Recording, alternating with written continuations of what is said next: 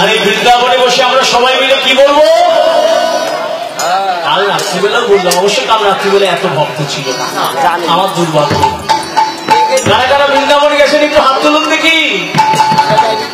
বাবা, আজকে তো সবাই গেছে বৃন্দাবন। হ্যাঁ, আমরা বসে আছি বৃন্দাবনে, এর থেকে বড় কথা কিছু হতে পারে না। আর এই বৃন্দাবনে বসে কি বলতে হয়? একটু জোরে বলতে হয়। কি বলবো বৃন্দাবনে বসে? রাধে রাধে।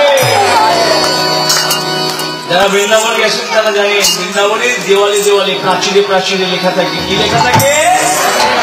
রাধে রাধে। বৃন্দাবনের সাইকেল রিক্সা টুকটুকি কোনো হর্ন নেই, সেখানে মুখে বলে, কি বলে? কেন আপনাকে রাধা নাম করাচ্ছি? বলে রাধার মনে থাকে রাধা রমন। রাধা নাম করলে কি হয়? আমার ভগবান শ্রীকৃষ্ণকে ফ্রিতে পাওয়া যায়। বৃন্দাবনের বাবাজিরা বলে লাডলি কো নেহি, কানাহাজি কো নেহি, লাডলি কো পুকারো। কানাহাজি মানে ভগবান শ্রীকৃষ্ণ, কানাহাজি নেহি মানে কৃষ্ণকে দেখো না, লাডলি কো পুকারো মানে রাধারানীকে ডাকো, তাহলে কি হবে?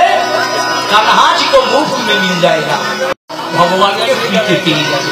তাই যত রাধারাম করবেন তত আমার রাধারানী, আমার গোবিন্দ কাছে চলে আসবে। রাধারানী যদি পাওয়া যায় তাহলে গোবিন্দকেও পাওয়া যাবে। হ্যাঁ, তাই এমন সুন্দর বৃন্দাবনে দেখবে, বৃন্দাবনের পথের মধ্যে দিয়ে চলছেন, হঠাৎ দেখবেন কিছু বানরেরা আপনার কাছে ছুটে আসবে ভয় দেখাবে।